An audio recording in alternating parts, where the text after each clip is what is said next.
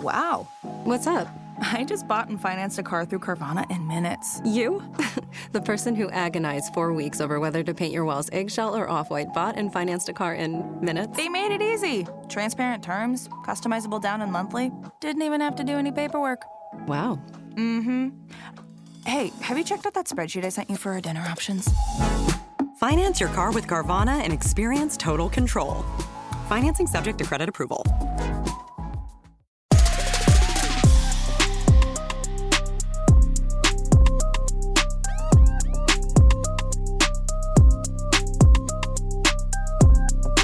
Welcome back to Mama Mystery. I am your host, Kelly, and this is an episode of Mama Mystery Headlines where we discuss the top headlines from the week. Today is April 14th. Let's get into it. The first story we're discussing today is an update in the Shanquella Robinson case. We covered this story back in episode 116, so if you haven't heard the full story, go check that out.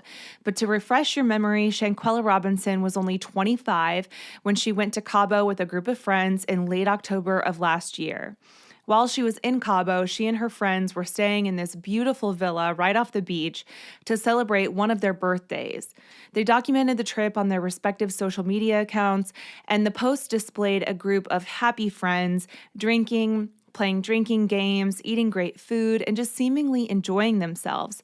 But then tragedy struck when Shanquella was found unconscious from what her friends alleged was alcohol poisoning. Or at least that's what her friends told her parents back home. Shanquella never recovered and passed away in Cabo. Her family was left completely shocked and confused, bewildered by the behavior of her friends. Her parents had a gut feeling that something just was not right. Their stories were not adding up. And then in a video that surfaced, Shanquella was seen completely nude and visibly drunk as she was being physically beaten by one of the friends on the trip named Dejanay Jackson.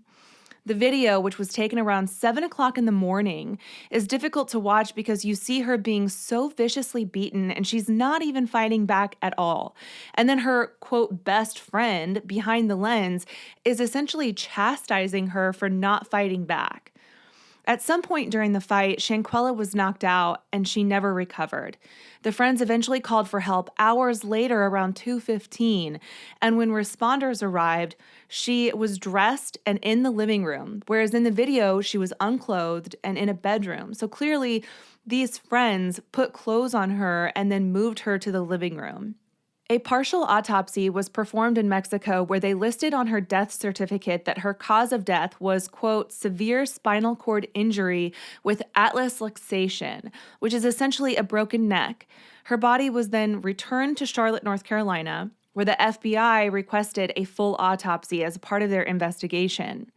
So back in Charlotte, a second autopsy was performed by the Mecklenburg County Medical Examiner's Office. The forensic pathologist, Dr. Thomas Owens, ruled the cause of death as, quote, undetermined, and noted that Shanquella had several areas of linear and geographical abrasions on the abdomen, pelvis, legs, and arms, as well as a focal abrasion with bruising and underlying subgaleal hemorrhage on her forehead. She also had abrasions on her right cheek and a scleral hemorrhage in her right eye. But Dr. Owens also noted that there were no fractures to her spinal column and no evidence of any disruption of the spinal column alignment or subluxation. He wrote, quote, based on the history and autopsy findings, it is my opinion that the cause of death in this case is undetermined.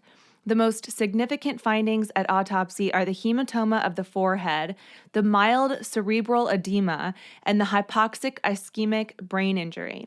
The hematoma is consistent with blunt force trauma. The hypoxic ischemic changes to the brain are consistent with several hours of obtunded survival with inadequate blood flow, oxygenation of the brain. He also claims that the reason for the discrepancy in autopsies is because the first autopsy that was done in Mexico was only a partial autopsy, and the cervical vertebrae and ligaments were not directly visualized to confirm a suspected subluxation. This really sticks out to me because how do you mistake a broken neck? How does how does that happen? In Mexico, the first autopsy, they say there is a broken neck, and then the one in Charlotte says there is not a broken neck. What would have given them the indication that there was some sort of subluxation or break in her neck? That just does not make sense to me, and I can't find anything that explains it. So anyway, that's your first red flag. But after reading the autopsy report, it also seems as though without sufficient history of exactly what happened that morning after the fight, it's impossible for him to say if her death was caused by the fight or by her possibly stumbling around and hitting her head after. He does note that she could have likely had a concussion from the fight, but since her friends reported that she was initially found unresponsive in her bathroom before they called for help, it is not known if she could have fallen and hit her head in the bathroom. Now, the thing to me is I feel like they're lying. The friends are probably saying that she was found in the bathroom to just cover their ass. I feel like that's pretty obvious. So why are we just believing what they are saying versus what the autopsy is actually showing, which are these abrasions and this evidence of a fight? I just don't understand how we're going to completely, disregard that and take what they're saying. They didn't even acknowledge that there was a fight to begin with. Remember, they initially said that it was just alcohol poisoning. And so I don't know. I'm frustrated by his findings in this report because after this second autopsy was performed, the U.S. Department of Justice released a statement on Wednesday, just 2 days ago. In part, the statement reads, quote, "As in every case under consideration for federal prosecution, the government must prove without a reasonable doubt that a federal crime was committed. Based on the results of the autopsy and after a careful deliberation and review of the investigative materials by both U.S. attorneys' offices, federal prosecutors informed Ms. Robinson's family today that the available evidence does not support a federal prosecution," end quote. So the buck essentially stops here. Mexican authorities did issue a warrant, I guess, or they filed charges against Desjardins, but the U.S. is not granting the request for extradition. So at this point now, we're just kind of at a standstill. They did acknowledge, the Department of Justice did acknowledge that if any more evidence does come forward, they will, keep it open and investigate that. But as of right now, they're saying there is not enough evidence or information to file any charges in the U.S.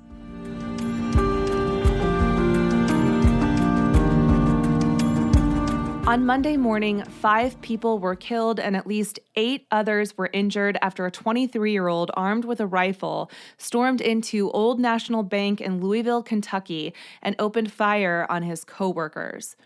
Connor Sturgeon was an employee at the bank but had just learned that he was about to be fired.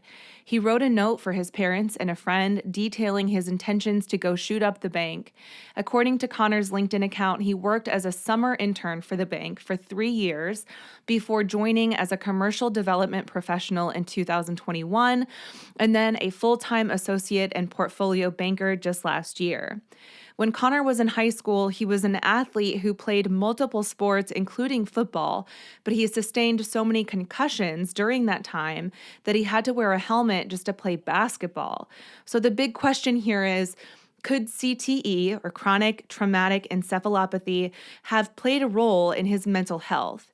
If you're unfamiliar with CTE, it's a degenerative brain disease caused by multiple repeated injuries or concussions to the brain. Many football players have suffered from this, and it causes aggression, mood swings, paranoia, and depression. Notably, Aaron Hernandez, who played in the Super Bowl for the Patriots, was one football star who suffered from CTE and was convicted of shooting and killing his friend, as well as possibly 2 other innocent men during a night out. Junior Seau, who also played for the Patriots at one point, committed suicide by shooting himself in the chest in 2012. And apparently he did that because he wanted his brain to be studied. And he did, in fact, suffer from severe CTE, which was determined during his autopsy. Now, I've always felt that the issue behind gun violence isn't necessarily from just guns themselves or the incredibly easy way you can obtain a gun, but I think it's also a huge issue that mental health is not addressed or considered or questioned when someone is buying a gun. And I'm confused as to why that isn't as widely discussed as just the issue of gun control by itself, but that's kind of a political issue, and I try to steer clear of political topics on this podcast. But I just think it's worth noting, since it seems like every week we do these headlines episodes, we're talking about a mass shooting. And here we are again. Last week we were talking about the Nashville, shooting at Covenant School, and now here we are, another shooting from someone who is clearly suffering from some mental illness. So the victims who lost their lives in Louisville were Tommy Elliott, Jim Tutt, Josh Barrick, Juliana Farmer, and Deanna Eckert.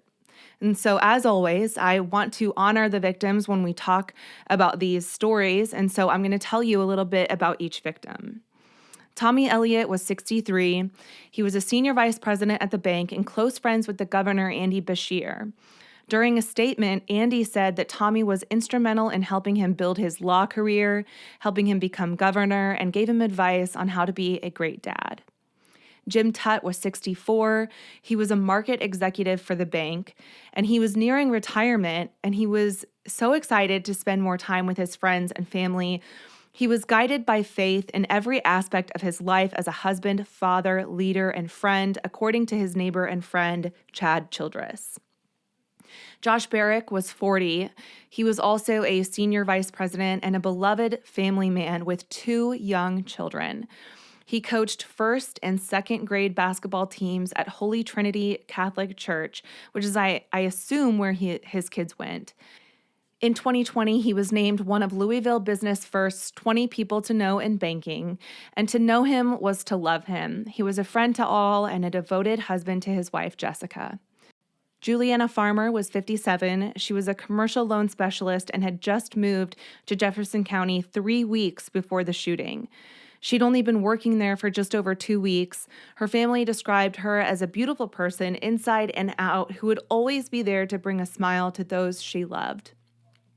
Her aunt, Vicki Brooks Scott, said, quote, "Juliana was a ray of sunshine, a joy to be around. She was a loving individual. She never complained, and she will never die because her memory will be in our minds and our hearts." Juliana had 3 children, Aaliyah Chambers, Demarius Dixon, and Jayon Chambers. She also had 4 grandchildren, with a 5th on the way.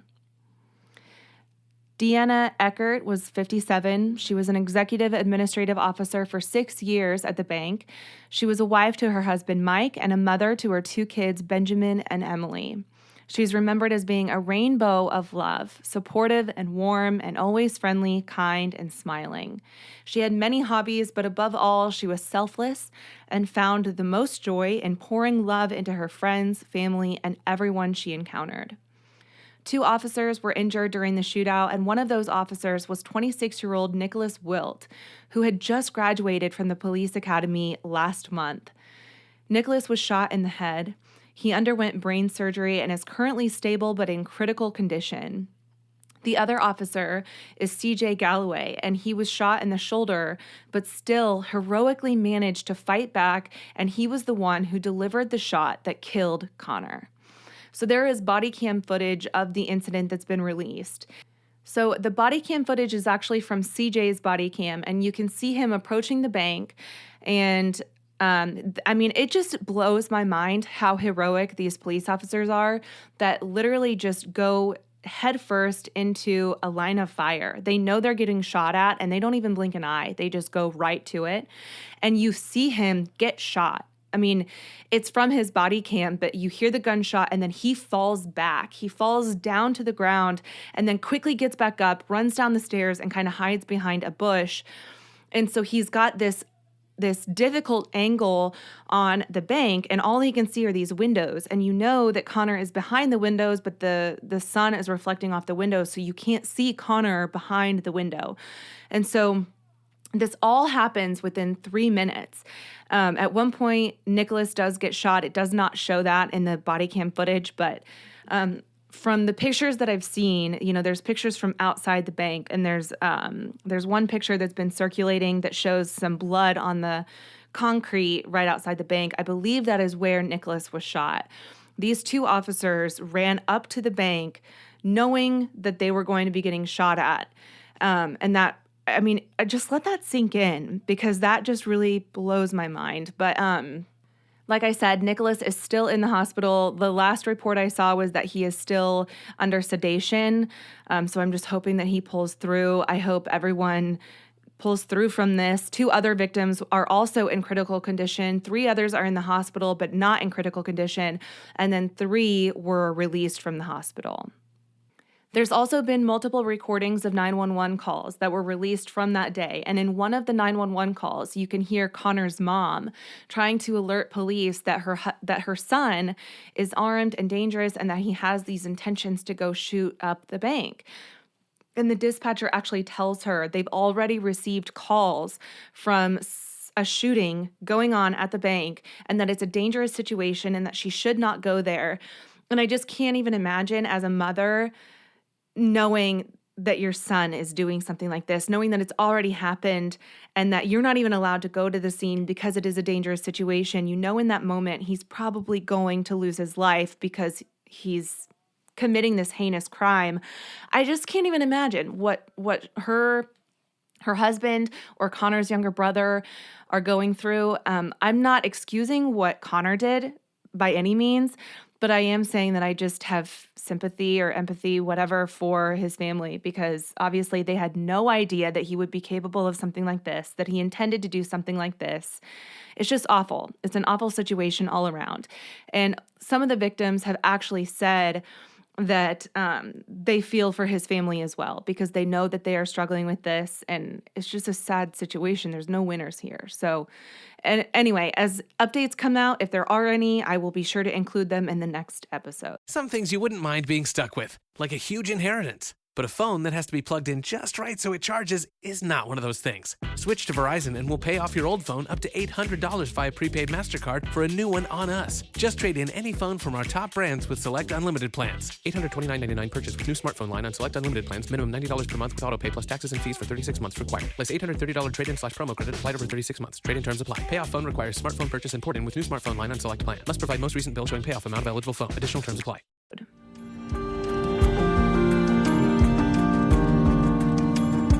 A 34-year-old man out of Louisiana was sentenced to a total of 35 years in prison after pleading guilty to second-degree rape, 2 counts of molestation of a juvenile under 13, and sexual battery. According to the 21st Judicial District Attorney's Office, Ryan Clark's first 25 years in the Department of Corrections will be served without benefits, but he receives credit for time served. He will not be able to communicate with the victims. He must register as a sex offender for life and forfeit all parental rights to his children. The statement adds that Clark will also submit to chemical castration upon release.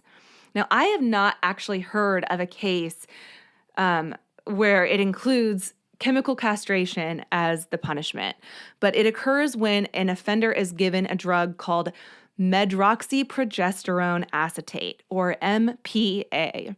The Justice Department says that a person undergoing this treatment is no longer motivated to commit sex offenses and is more amenable to psychotherapy that can enable him to reintegrate into the community. So essentially, this drug will suppress his libido. MPA is also used by women as a form of birth control or can be combined with other drugs as part of treatment for menopause symptoms.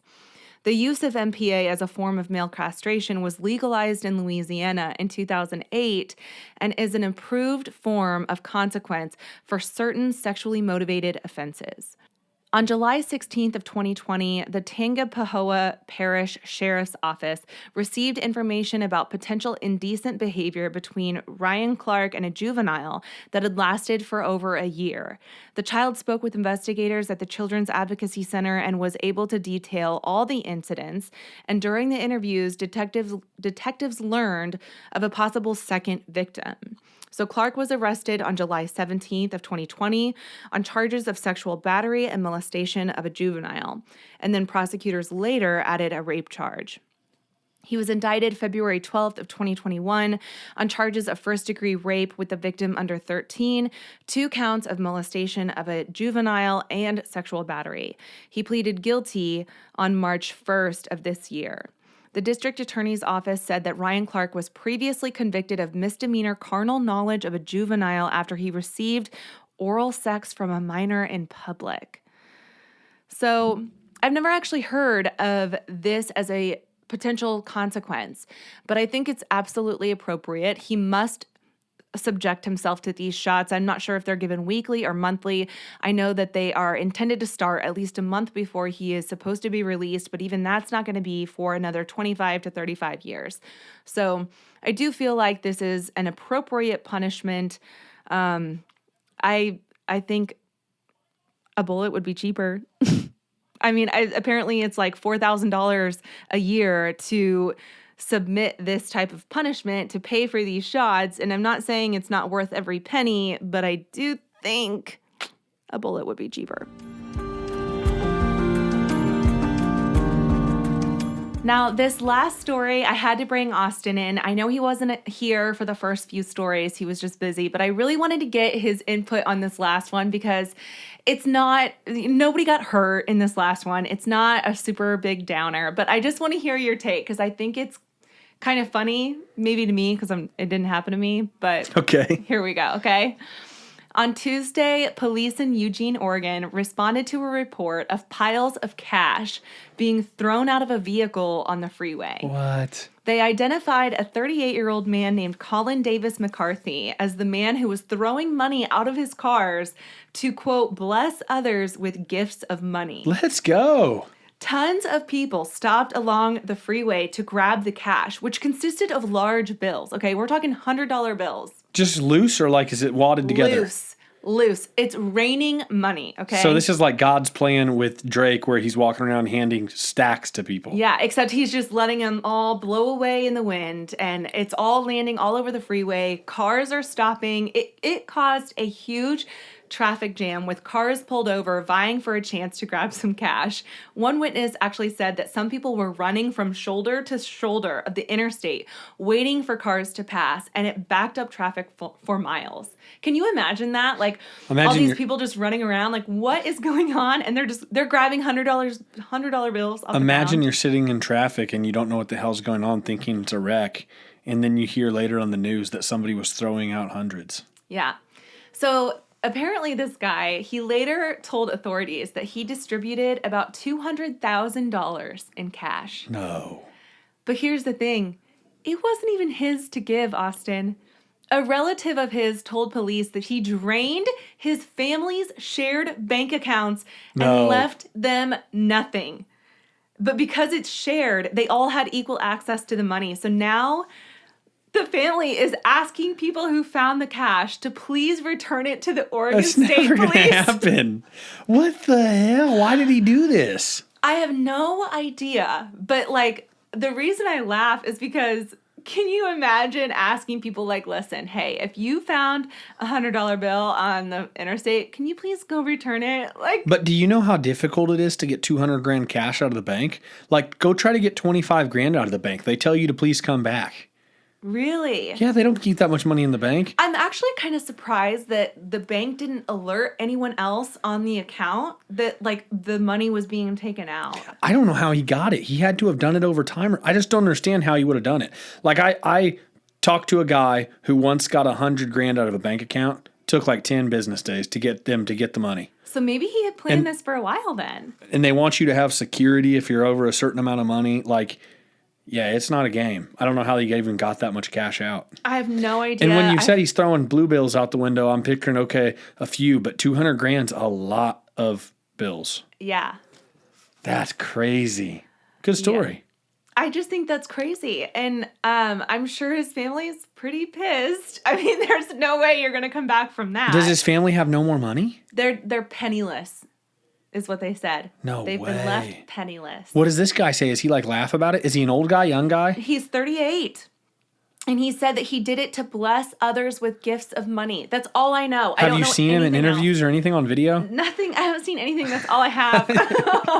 You're Stop funny. asking me questions. I want to know his demeanor and like how he is about it. I have no idea. I mean, obviously, Try to get him on an episode. obviously his name was on these accounts, but I am a little bit confused as to like how he was able to get this money out without the bank alerting the other account holders. Like, don't you think that if I went to the bank and I was like, I'm gonna withdraw all this cash, that they might like say something to you about it? They would, because I have a tight banking relationship. But if you didn't have a good banking relationship, like if you weren't close with your banker, I can't imagine.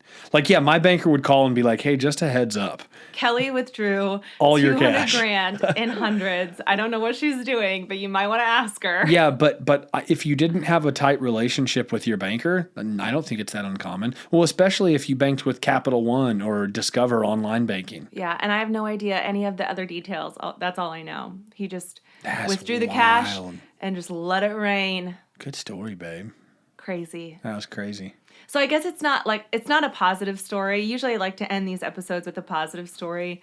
This one just kind of like makes me laugh. I'm sure his family is not laughing, but I think it's also just a little bit funny that they're like, if you found money, will you please return it? Like, who is going to return it? Hello? Do you really, like, I don't have that much faith in people. No. I would be shocked if anyone actually returned some of that money. Hi, I was one of the people that found $600 on the side of the highway and I just wanted to give it back.